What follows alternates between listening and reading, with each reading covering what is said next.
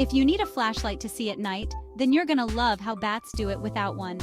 Bats use something called echolocation, or sonar, to find their way around.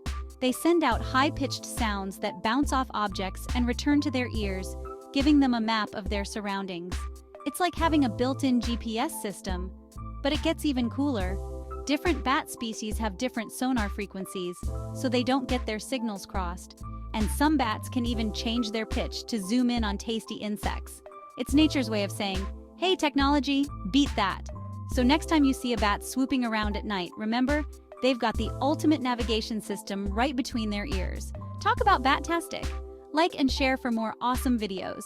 Until next time, thanks for watching Bet Ya Didn't Know TV.